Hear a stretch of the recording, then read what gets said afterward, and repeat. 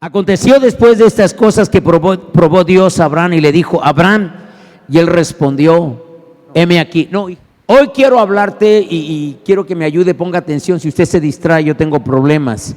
Hoy quiero hablarte acerca de Abraham, el padre que renunció a su hijo. Y el primer punto es: no se aferre demasiado. Y nos podemos aferrar a nuestras posesiones, nos podemos aferrar a nuestras posiciones, nos podemos aferrar a nuestros sueños y nos podemos aferrar a nuestras relaciones. En segundo punto vamos a ver la prueba de la fe de Abraham. Y el tercero es el hijo de la promesa. Y seguiremos más adelante. Un hombre de Dios muy reconocido, un gran hombre de Dios, recibió un consejo de una gran mujer de Dios, Corrie ten Boom. Génesis 22 dice la palabra del Señor así: aconteció después de estas cosas que probó Dios a Abraham. Algunos han perdido a sus hijos de una manera suave, otros han perdido a sus familiares de una manera más difícil. Algunos de ustedes que oyen estas palabras no renunciaron a sus hijos de una manera fácil. Quizás perdieron un hijo porque se les murió, o por un asesinato terrible, o por el divorcio, por alguna otra tragedia mala. Permítame ser claro en este punto: aunque Dios es el gobernante soberano de todo y nada está más allá de su poder o de su conocimiento, una tragedia horrible nunca es un acto cruel e inmisericordia de parte de Dios. Esto no viene de parte de Dios. Al Señor no le causó placer el hacerle soportar tal aflicción a Job. En el caso de Job, Él la permitió, sí lo permitió, pero Él no fue el autor. Dios no es el autor del mal. Fue el plan maligno de un mundo que ha sido deformado por el pecado, lo que nos pudo haber quitado o le pudo haber quitado a su hijo o a su hija. Dios no solo odia el pecado, sino también odia la muerte. La odia tanto que envió a su hijo para que la destruyera, muriendo y resucitando de nuevo. La muerte, dice la Biblia, es nuestro último enemigo a vencer. 1 Corintios 15:26. No lo lea. Al final, el Señor tiene la última palabra en esta lucha contra el mal. Y Él lo dijo muy claro. El Señor Jesús tuvo un mensaje muy claro, dicho de manera sencilla: la muerte es la voluntad de un mundo que tomó un camino equivocado. La muerte no estaba en el plan original de Dios, de ninguna manera. Pero el hombre y la mujer desobedecieron voluntariamente a Dios. La muerte es la voluntad de un mundo que tomó el camino equivocado. La resurrección es el triunfo final de Dios sobre este mal. Primero, no se aferre demasiado. Ya sea que perdamos a nuestros hijos por una tragedia o por otra razón, la verdad es que tenemos que aprender a no aferrarnos a nada que amemos. Seamos realistas. Si nos aferramos demasiado a algo, lo más probable es que ese algo nos tenga a nosotros y no nosotros a eso. Lo voy a repetir. Cuando nosotros nos aferramos demasiado a algo, lo más probable es que eso nos tenga a nosotros y no nosotros a eso. Y Dios no permitirá eso por el bien de usted o de la persona amada. Al reflexionar en este principio me vienen a la mente 4 áreas concretas de la vida diaria. Primero, nos aferramos a nuestras posesiones. Por posesiones quiero decir cualquier cosa que tenga una etiqueta de precio, las cosas materiales que compramos o las cosas que hemos recibido de otras personas. Esto no implica necesariamente codicia, no siempre es codicia.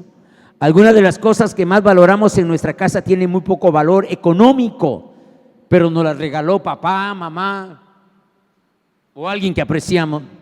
Ninguna de ellas puede ser reemplazada. Cuando usamos la palabra invalorable o incalculable, podemos aferrarnos demasiado a esas posesiones. W. Tozer dijo unas palabras muy profundas sobre el peligro de aferrarnos demasiado a las posesiones en las que se consideran una de las más grandes pensamientos al respecto.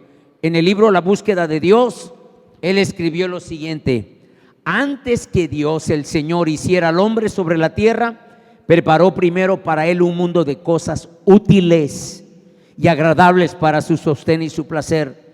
En el relato de Génesis sobre la creación, todas son llamado cosas. Todo lo que hay en el mundo son llamado cosas. Fueron hechas para el uso del hombre, pero siempre con el propósito que fueran externas al hombre y estuvieran subordinadas a él. En lo más íntimo del hombre hay un santuario que nadie sino Dios es digno de entrar. Dentro de él estaba Dios, fuera de él los 1000 regalos que Dios había derramado sobre el hombre. Pero el pecado introdujo complicaciones e hizo de esos mismos regalos de Dios una fuente potencial de ruina para el alma del ser humano. Nuestras desgracias comenzaron cuando Dios fue expulsado de ese santuario íntimo para dejar que las cosas, estas cosas, se han apoderado del corazón humano.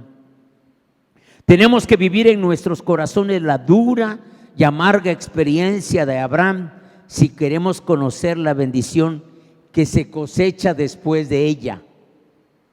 Si nosotros soltamos lo que más amamos, indiscutiblemente vamos a cosechar una bendición incalculable de parte de Dios. La antigua maldición no se marchará sin causar dolor. El duro y viejo miserable que hay dentro de nosotros no se acostará y morirá sumisamente si se lo ordenamos. Tiene que ser arrancado de cuajo de nuestros corazones, como una planta de la tierra. Tiene que ser sacado con dolor y sangre como una muela. Debe ser expulsado de nuestra alma con violencia, como Cristo expulsó a los mercaderes del templo. Y tendremos que hacernos insensibles a sus lastimeros ruegos y reconocer esto como el producto de la autocompasión, uno de los pecados más abominables del corazón del hombre. Hasta aquí escribió Tozer. Tozer escribe con tanta pasión que sus palabras pueden ser demasiado dramáticas para usted, pero tenemos que reconocer que captan nuestra atención. Si es así, que es así, si es así, entonces es para bien. No creo que la postura de Dios sea diferente a esto. No nos engañemos en cuanto a estos deseos nuestros de aferrarnos a las cosas. No pasemos por alto lo fundamental que es renunciar a ellas de una manera firme y deliberada. Usted no tiene camino que escoger. O es Dios o son las cosas. Y voy a ver adelante esto de las cosas. No pasemos por alto lo fundamental que es renunciar a ellas de una manera firme y deliberada. No se salte esto muy deprisa. Examínese a usted mismo y examínese de verdad. De esto depende la vida eterna. Podemos creer que tenemos una perspectiva adecuada en cuanto a las posesiones materiales, pero no tenga duda que esto va a ser puesto a prueba muy pronto, porque esto se pone a prueba muy pronto. Segundo, primero, no nos aferremos a nuestras posesiones. Segundo, no nos aferremos a nuestras posiciones. Muchos de nosotros nos identificamos por nuestros títulos y posiciones. No me refiero al prestigio de un título, sino al sentido de identidad que tenemos a través de nuestra ocupación o trabajo. Hasta en el lenguaje se ve esto. Cuando alguien me pregunta a qué se dedica, le respondo: soy pastor. ¿Se dio cuenta? Soy pastor.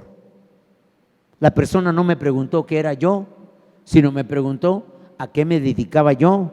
No pasa una semana sin que alguien en algún lugar pierda su trabajo o negocio. Hermano, esto puede suceder. Usted se puede quedar sin trabajo mañana o se puede quedar sin negocio mañana. Esto no es los problemas económicos son solo una parte de este problema. En efecto, podemos estar tan enredados en nuestro trabajo que la pérdida de actividad se convierte en una pérdida de identidad. Y este es un problema grave. Muchos de nosotros estamos identificados en nuestra identidad con la posición que nos da nuestro trabajo. Cuando, hermano, yo te voy a decir esto, si usted me dice que si yo he trabajado de ayudante de albañil, por supuesto. Que si yo he chapeado en el terreno, por supuesto. Que si yo he predicado en congregaciones, en Usila yo le prediqué a más de 2,000 personas, por supuesto. Pero ninguna de estas tres cosas identifica mi identidad. Que si yo fui a la universidad, por supuesto. Que si tenemos una fuerte convicción de lo que somos, una convicción basada en nuestra relación con Dios, entonces la pérdida de un empleo o negocio es fundamentalmente un cambio de nuestra agenda y de nuestra trayectoria. Y es solo eso. Tercero, la pérdida de nuestros sueños. La muerte de un sueño es otra pérdida difícil de aceptar. Cuando a usted se le viene abajo un deseo largamente esperado o algo que estuvo planificando y llevando adelante por muchos años, esto puede dejarle tambaleando y con una sensación de vacío y sin esperanza y dirección. Si usted es una persona motivada y orientada a lograr las metas, esto puede hacerle sentir que su vida ya no tiene propósito.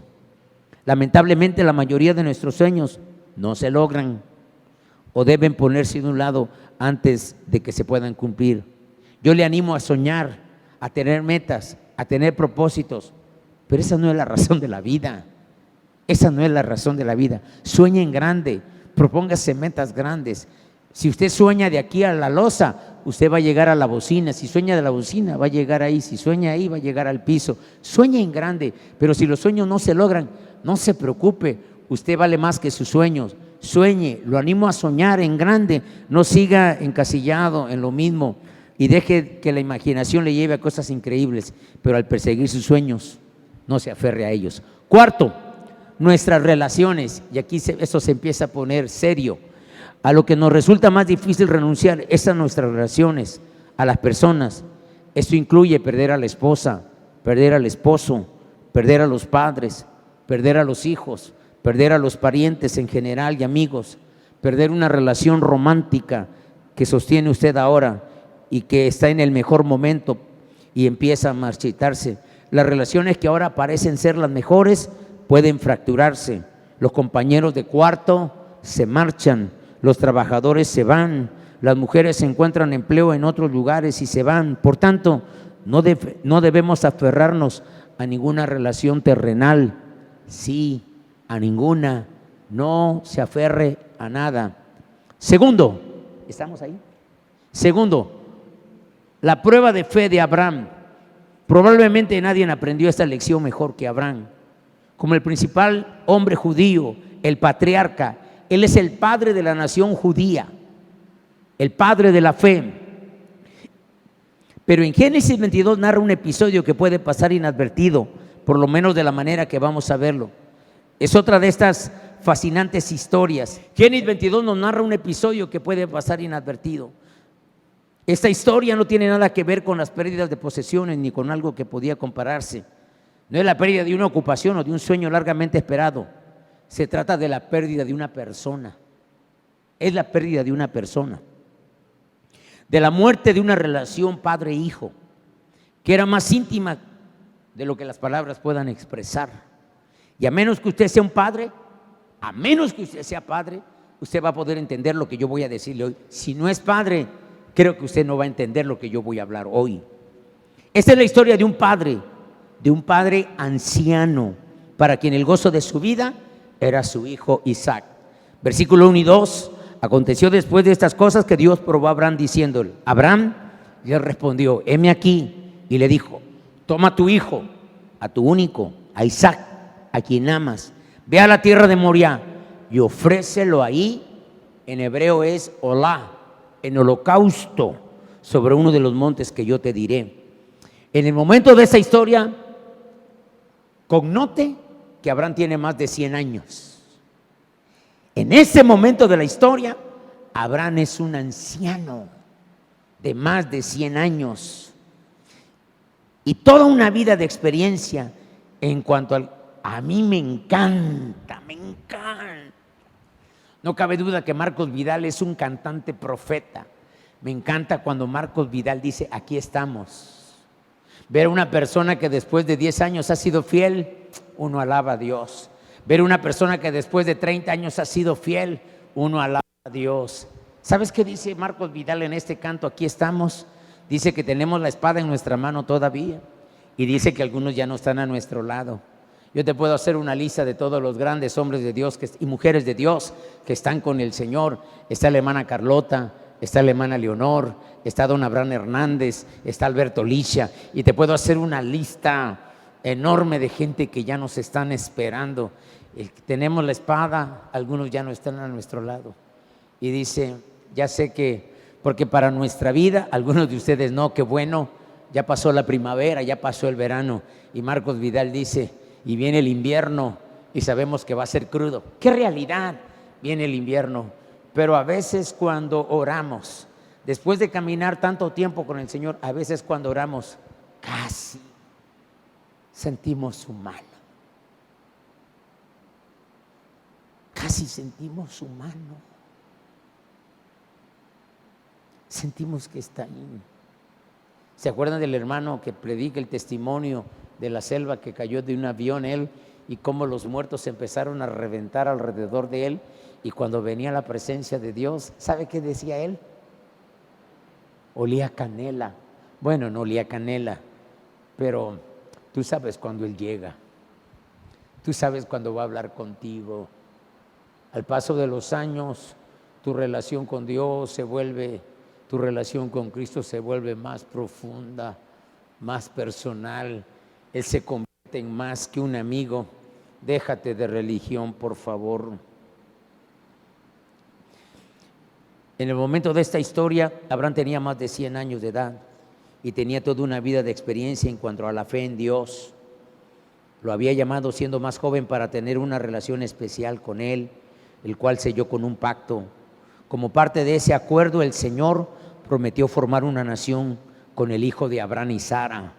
La primera orden que Dios le dio a Abraham fue que saliera con todos sus parientes de la tierra donde había nacido para ir otra que Él le revelaría después. Antes del tiempo de este episodio de Génesis 22, el patriarca había enfrentado muchas dificultades, porque en tu caminar con Dios, por supuesto que vas a enfrentar muchos problemas. Ayer yo le estaba diciendo a alguien que la mayor característica del que sirve a Dios es que no tiene que ser cobarde. No tienes que ser cobarde. Van a venir problemas, dificultades, adversidades, pero tú no tienes que ser cobarde. La primera característica de los que no entran al cielo, la primera característica no son los homicidas, no son los hechiceros, no son los fornicarios ni los adúlteros. La primera característica de los que no entran al cielo son los cobardes. Y Abraham había enfrentado a muchos faraones de Egipto, se había enfrentado con reyes filisteos, se había enfrentado con ejércitos invasores de Oriente y se había enfrentado con la vil depravación de eso. ¿Usted cree que nada más usted enfrenta la depravación? No, hermanos. Abraham había enfrentado la depravación de Sodoma y Gomorra. Abraham y su esposa, a pesar de haber pasado todas estas pruebas, seguían sin tener hijos. Seguramente que se habían preguntado cuándo les daría Dios un hijo, ya que en realidad el pacto dependía de esto. Acuérdate de esto, te lo dije al principio y te lo voy a estar recalcando. Para ir adelante tú necesitas una palabra de Dios. Tú no puedes vivir la vida sin una palabra de Dios, porque el diablo te va a hacer pedazos. Todavía nada del hijo.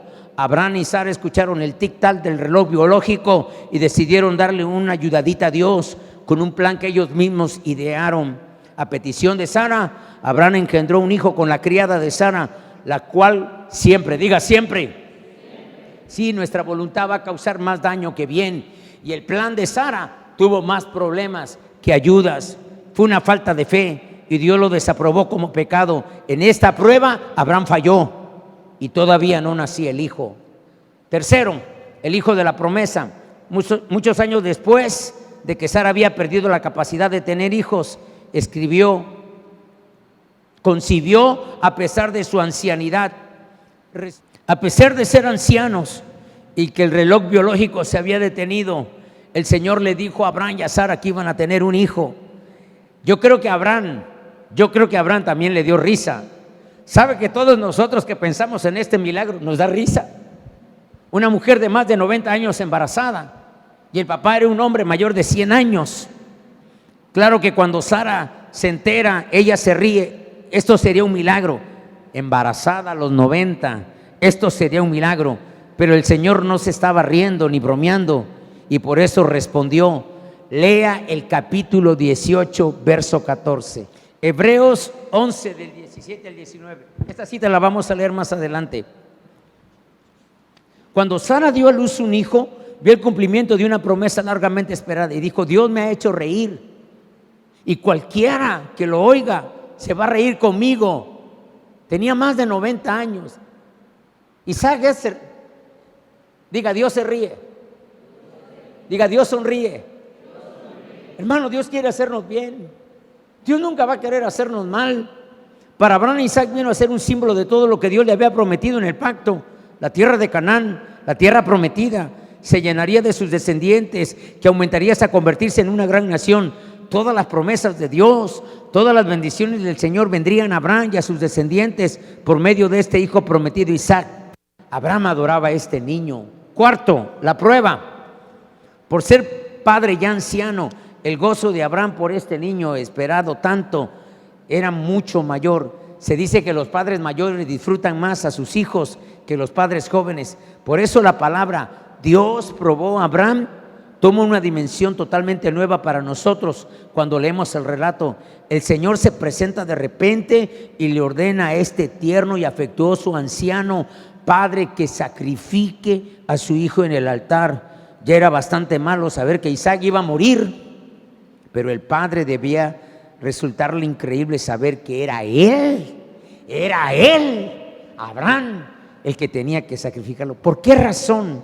Porque un Dios bueno y amoroso le pide a un hombre fiel y obediente que haga esto. Vamos a decirlo en términos humanos. En los 100 exámenes que había pasado Abraham, había reprobado 2, pero había aprobado 98. Tenía buen promedio, tenía buenas calificaciones. Solo tenía 2 faltas. ¿Por qué Dios le pide esto? La respuesta se encuentra en la lengua original de Moisés, el inspirado autor humano de Génesis. La palabra hebrea nash, traducida probó en Génesis 22:1, tiene la idea de probar la calidad de algo, por lo general a través de una prueba de algún tipo. Dios quería probar qué tan legítimo era la fe, qué tan legítima era la fe de Abraham. Recordemos, sin embargo, que Dios es omnisciente, Dios lo conoce todo. A mí me encanta este comentario. Espero que pongas atención en lo que voy a leer. Él sabe todas las cosas, incluso el futuro. Conocía el corazón de Abraham mejor que Abraham mismo. Dios conocía el corazón de Abraham mejor que Abraham mismo. Por eso el propósito de la prueba no era satisfacer Dios su curiosidad, no era un experimento. El pedazo de tierra elegida en la cima de una apartada montaña de la región de Moriah iba a ser el lugar de la prueba de Abraham. Este sería el momento y el lugar. Este sería el momento y el lugar donde sería puesta a prueba cualquier cuestión sobre su vacilante fe, tan evidente por sus mentiras. Él mintió 2 veces. Mintió cuando dijo que Sara era su media hermana. Mintió para salvar su pellejo. Intentó lograr el cumplimiento del pacto a través de la criada de su esposa.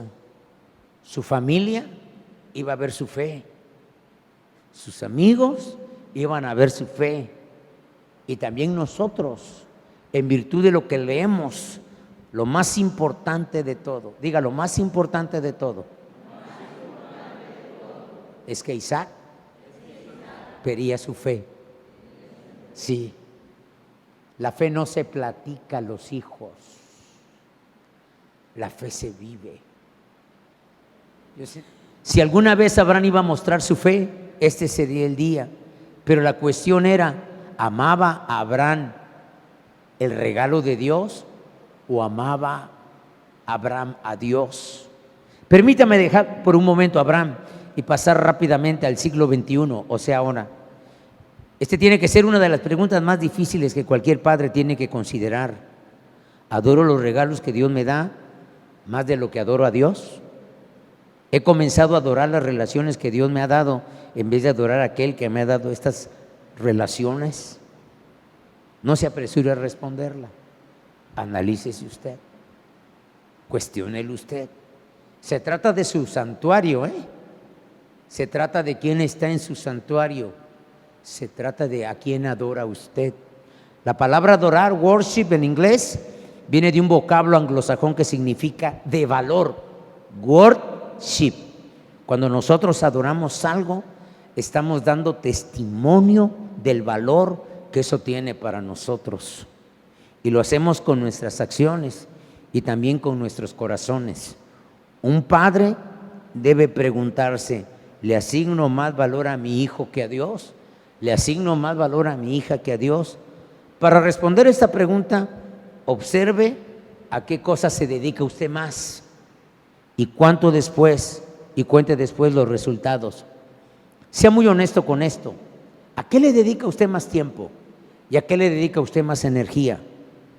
La orden de Dios a Abraham incluía la palabra holocausto. Esto significa una ofrenda quemada del todo.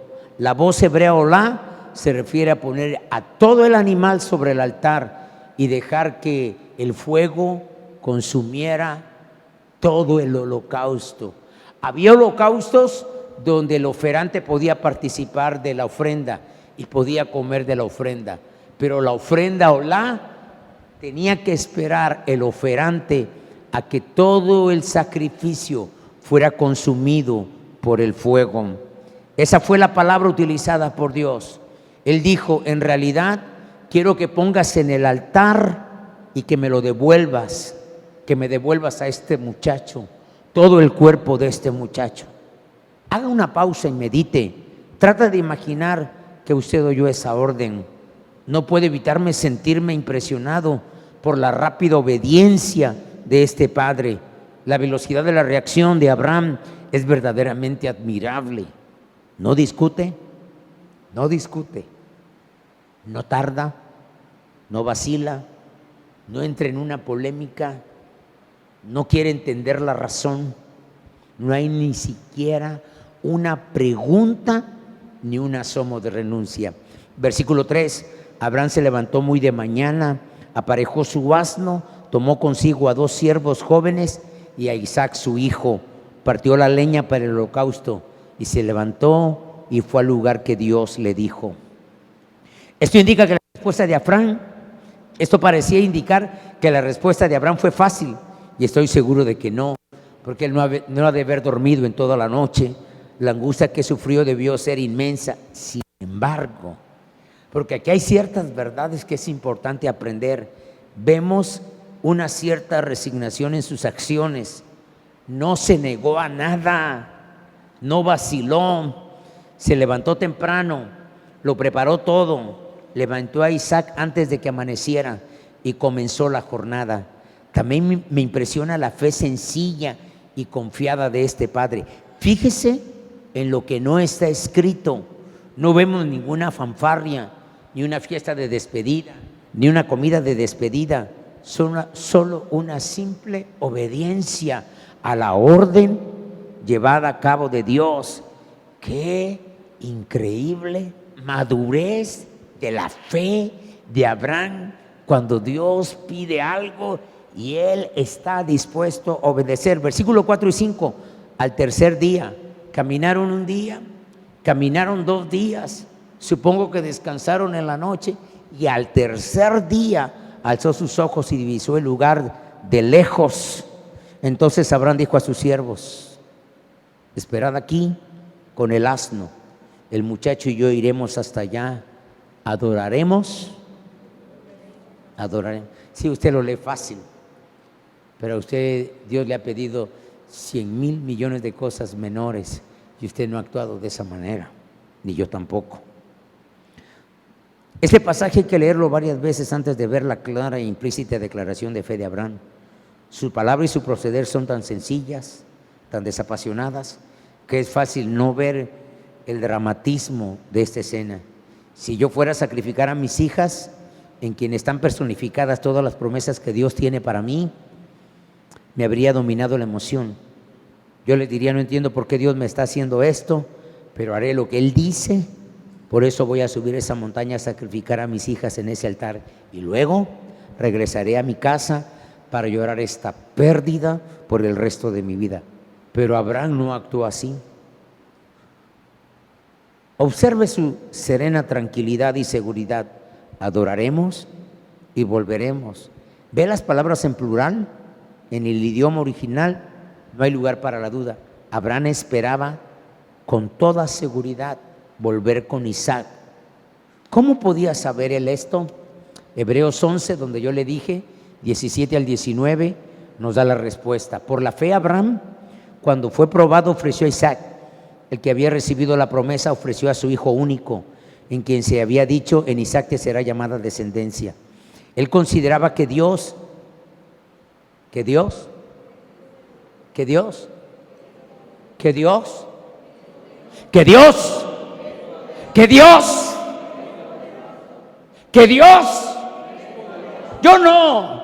yo no puedo, yo no sé, yo no tengo la capacidad, pero Dios, el Dios que servimos,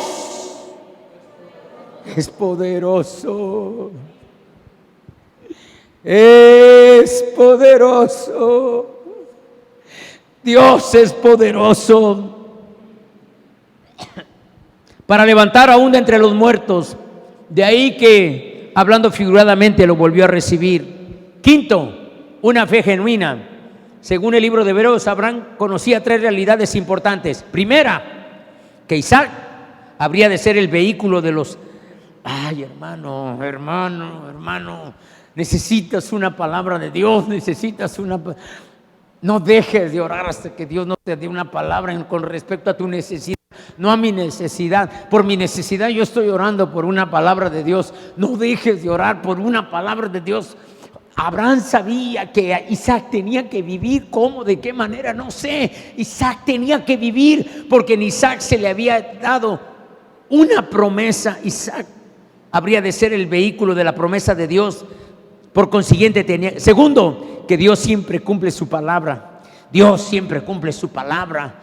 Dios siempre cumple su palabra. Dios nunca va a faltar. Tercero, que el poder de Dios es absoluto, aún sobre la misma muerte. Aquí está la hermana Doris, que el poder de Dios es absoluto, aún sobre la misma muerte. Por tanto, la única conclusión lógica que daba era que es que en Isaac tenía que vivir. Contra toda razón natural, después de matar a Isaac y dejar que el fuego lo consumiera por completo, Abraham creía que Dios iba a restaurar milagrosamente la vida de Isaac, el muchacho al que él amaba tanto. Oswald Chambers, en su eminente obra En pos de lo supremo, escribe acerca del temerario abandono de la persona a Dios. La fe, dice él, es un esfuerzo heroico de su vida. Usted se lanza por fe en una temeraria confianza en Dios. Dios lo ha dado todo en Jesucristo para salvarnos, y ahora Él quiere que nosotros demos todo nuestro ser en una abandonada confianza en Él. El significado verdadero de la vida eterna no es sálvame del infierno,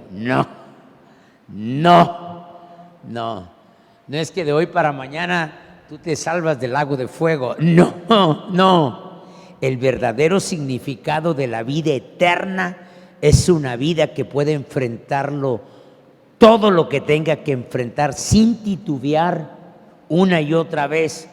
Usted llegará a lo más lejos que Jesucristo quiera, y una a otra. Alguien me va a entender hoy, porque Dios lo va a llevar a una entrega.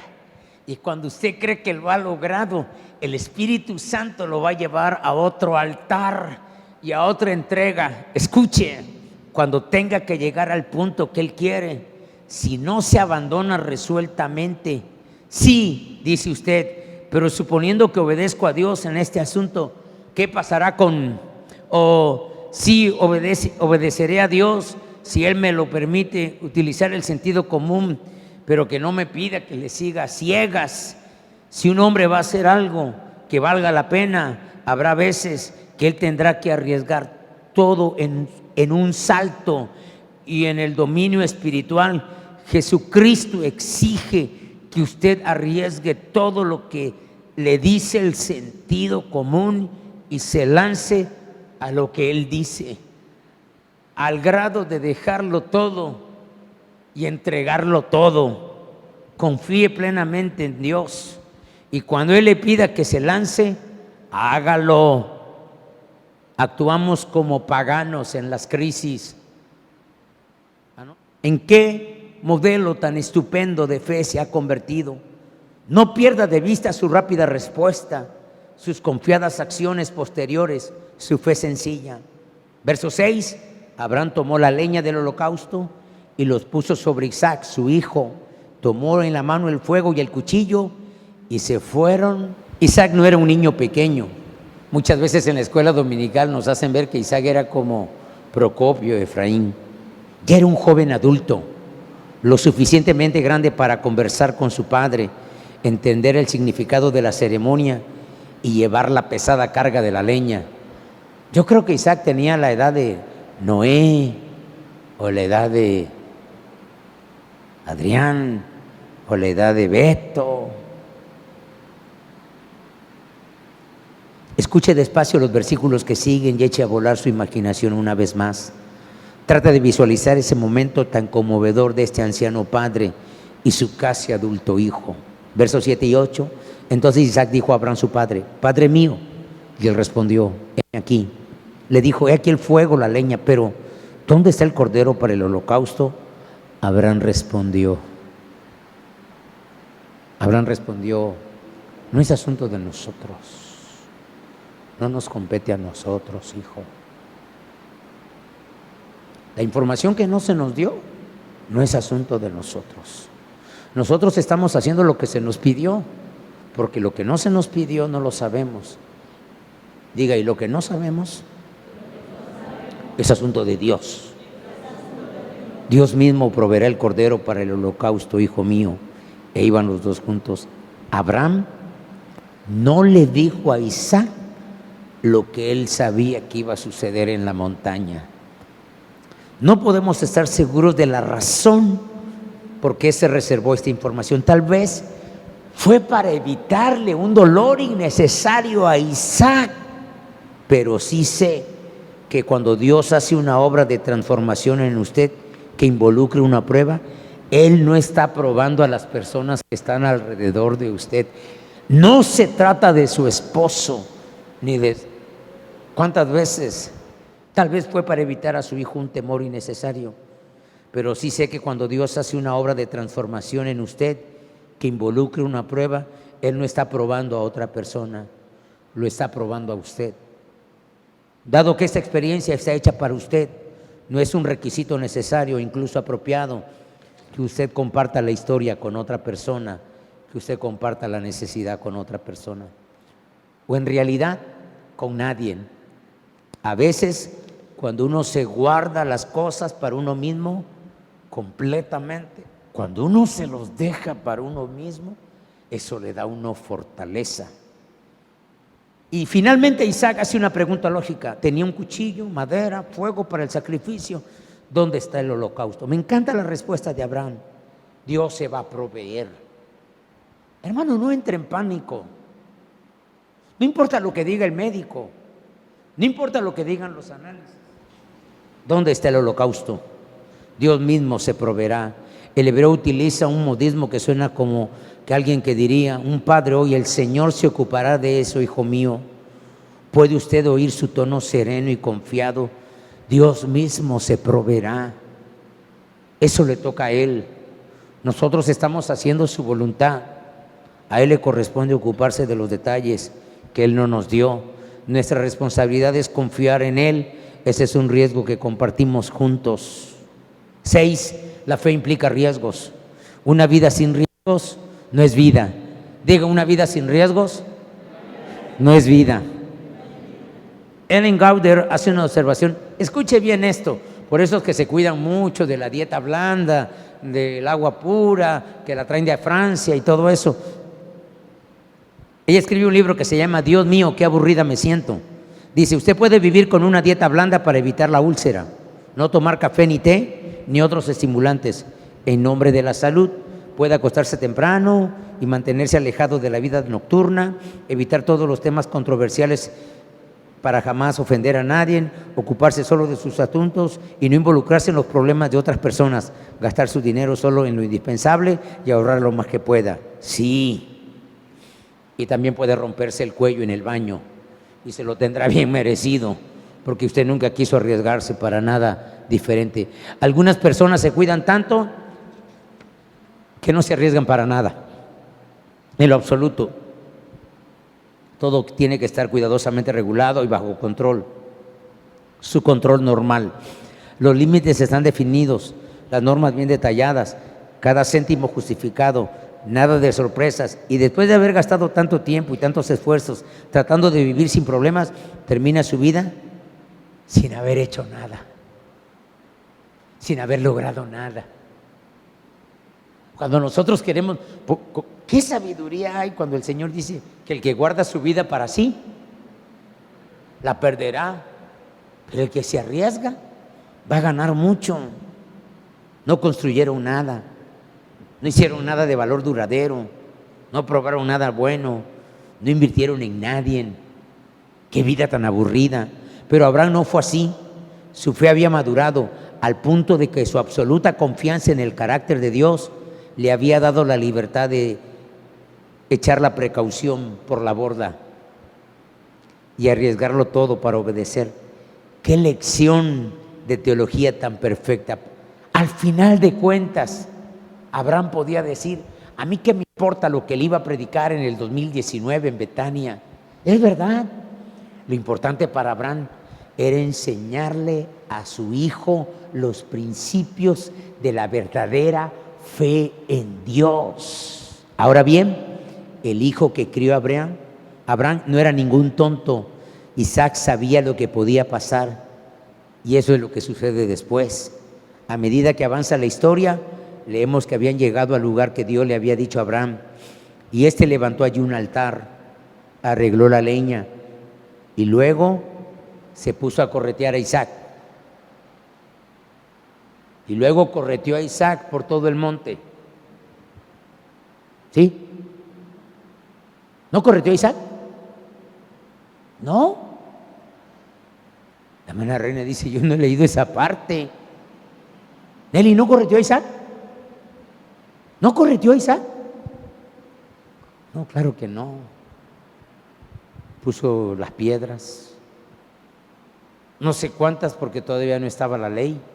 Moisés escribe Génesis. Puso las piedras, puso la leña y le dijo en inglés, Isaac, come here. Sleep, acuéstate. Perdón por sus niños. ¡No! ¡No! ¡Porque yo! ¿Así? No. Ah, el pastor te mandó eso. Ah, pues ahora el pastor que te resuelve el problema. Ah, el pastor te mandó a casarte. Pues ahora el pastor. Ah, el pastor te dijo eso. Ah, pues ahora que te arregle la vida el pastor.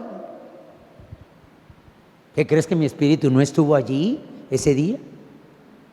¿Crees que no estuvo ahí mi espíritu? Ay, el pastor te dijo eso. Ah, pues que venga el pastor y que te dé de tragar ahora.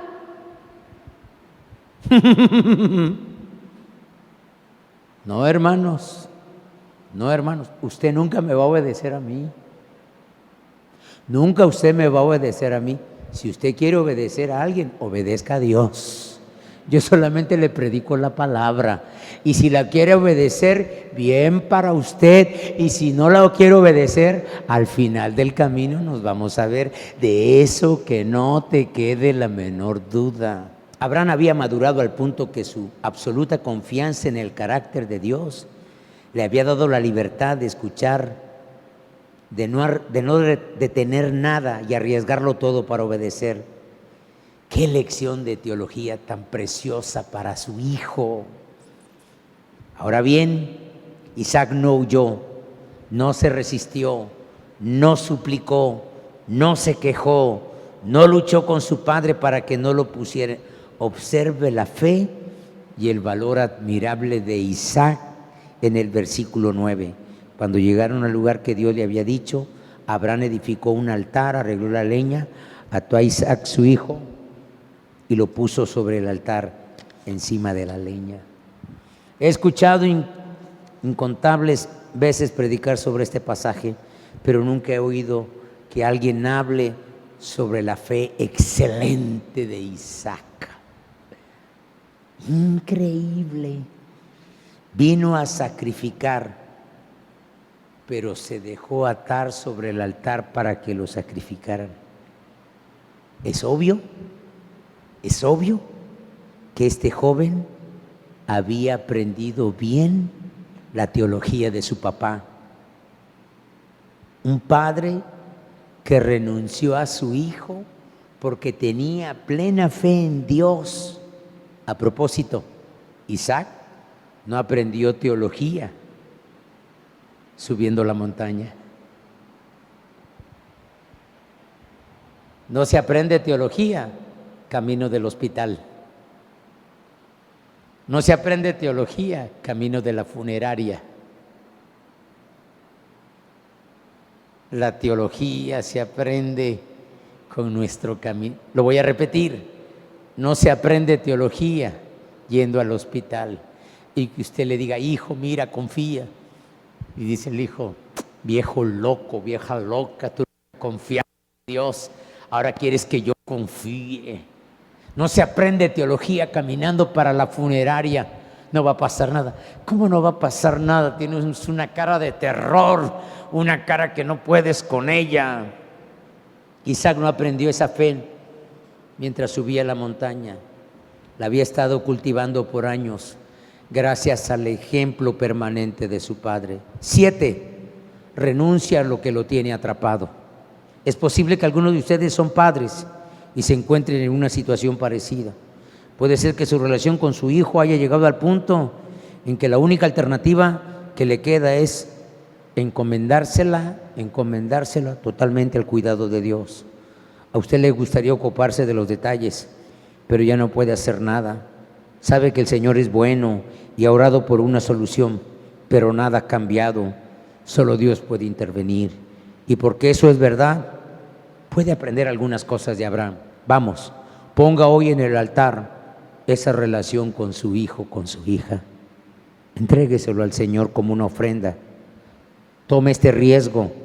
Mentalmente coloque a su muchacho, a su muchacha encima de este cemento. No es leña, es cemento. Y entrégueselo al Señor. Retírese del altar. Tenga fe en Dios y a su tiempo, a su debido tiempo, Dios proveerá.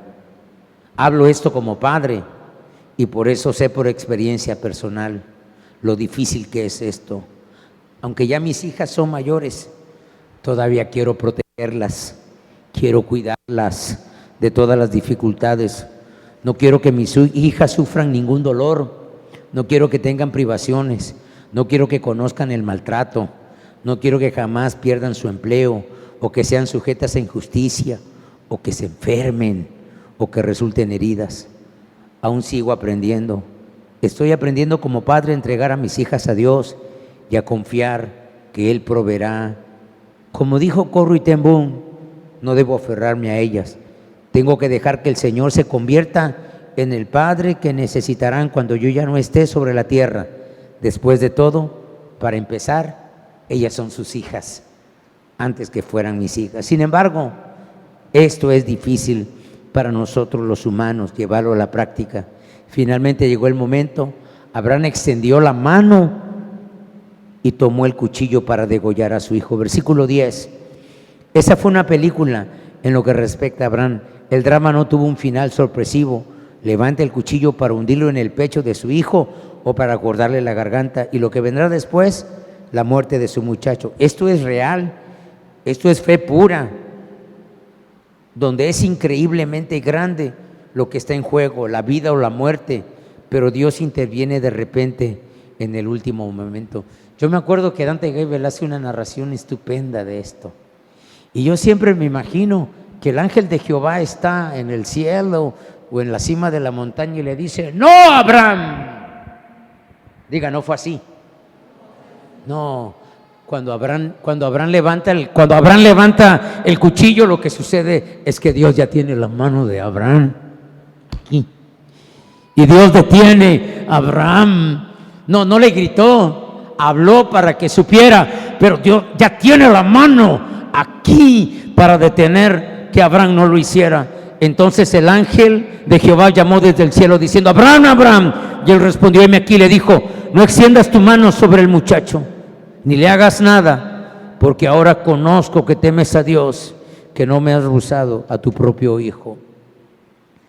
Creo que puede decirse sin duda que Isaac sintió un gran alivio en este momento, pero fue mayor el alivio de Abraham. Cuando el Señor detuvo en el aire la mano de Abraham, le dijo: en realidad has pasado la prueba, mi fiel amigo. Me has demostrado quién estás primero, mi anciano hijo. También has demostrado que tu fe ha llegado a una madurez total. Ya no vas a rehusar a nada, ya puedes entregarlo todo. Tu disposición de darme a tu único hijo ha puesto en evidencia que aunque amas el regalo, amas más al dador del regalo. Versículo 13 y 14.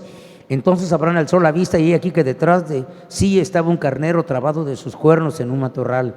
Abraham fue, tomó el carnero y lo ofreció en holocausto en lugar de su hijo. Abraham llamó el nombre de aquel lugar Jehová Jireh. Por eso se dice hasta hoy: en el monte de Jehová será provisto. Después de esto, cientos de años y arenas que marcan el pacto. Por eso es tan importante para compartir con usted tres grandiosas verdades acerca de nuestro Dios que están ilustradas aquí. Primero, Dios el Padre nos enseñó cómo vivir cuando renunció a su amado Hijo para darlo por nosotros. 9 meses antes de aquella maravillosa noche de Belén, el Padre envió a su Hijo Jesucristo. Él, el Hijo, voluntariamente dejó su trono de autoridad absoluta en el cielo y desechó el uso de su divina autoridad para convertirse en un bebé indefenso. Como humano, sujeto a todos los dolores, las aflicciones y las limitaciones que nos afectan a todos nosotros, maduraría, aprendería, serviría, sufriría y finalmente moriría en la cruz del Calvario. Si el Padre estuvo dispuesto a renunciar a su Hijo para dárnoslo a nosotros, ¿qué podemos nosotros tener más valor para nosotros que nosotros se lo neguemos al Padre? Segundo, Dios el Hijo nos enseña cómo morir cuando renunció a sí mismo para darse al Padre. La respetuosa obediencia de Isaac a su padre ilustra esto a la perfección. Se dio a sí mismo a la voluntad de su padre y dejó que lo colocara sobre el altar del sacrificio sin resistirse. Eso fue exactamente lo que hizo Jesucristo en el Calvario. Cuando nuestra fe es madura, nosotros no tenemos temor de la muerte. Tercero, Dios el Espíritu nos enseña cómo vivir y cómo morir después de que aprendemos a renunciar a los que nos tiene atrapado. La última frase no es un error. El Espíritu Santo nos enseñará cómo vivir y cómo morir después de que aprendamos a renunciar a aquello que nos tiene atrapado. Mientras seamos propiedad de cualquier cosa que nos tenga atrapados, nunca nos daremos completamente al Espíritu Santo. Este será un momento excelente. Hoy es un momento excelente. Hoy es un momento excelente para que usted haga un autoanálisis.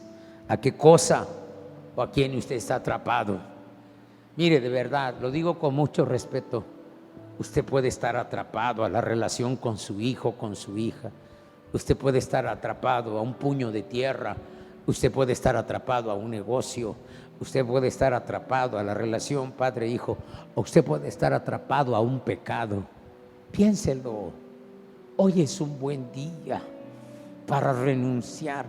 A lo mejor es esa relación enfermiza con su hijo, y cuando digo enfermiza, usted quisiera actuar como cristiano, pero no puede, porque esa situación lo tiene atrapado, la tiene atrapada. 9, una aplicación final. Permítame que insista en esto un poco más. ¿Qué es eso que lo tiene agarrado tan fuertemente? ¿Una posesión? ¿Su trabajo? ¿Un sueño? ¿Una relación absorbente? Es posible que el Señor esté en el proceso de quitarle eso. Escuche esto con cuidado, porque se lo voy a decir con cuidado. Lo jalará suavemente al comienzo. Lo jalará suavemente al comienzo, dándole la oportunidad de que lo suelte. Y morar allí sin ningún rival y hacer así glorioso el lugar que pisa tu pie. Luego mi corazón no tendrá necesidad de que el sol brille en él, porque tú serás mi luz. Y ahí no habrá noche. Te lo pido en el nombre de Jesús.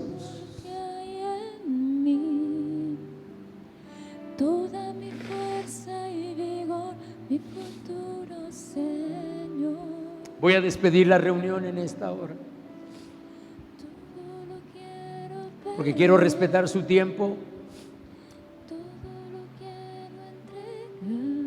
Por algún compromiso que usted tenga y necesite salir, puede hacerlo.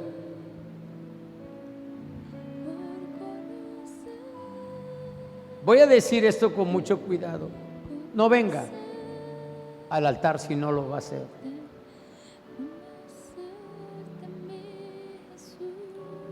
¿Es su hijo? ¿Es su hija? ¿Es su negocio? ¿Es su vida de usted? Usted tiene que renunciar a todo.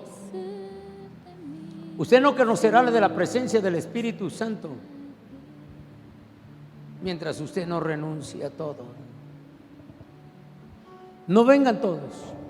Esté consciente de lo que va a hacer, porque no sé si es al hijo, a la hija, al negocio, a la relación, no sé qué lo tiene atrapado, pero lo que lo tenga atrapado, usted tiene que soltarlo ahora y entregárselo al Señor.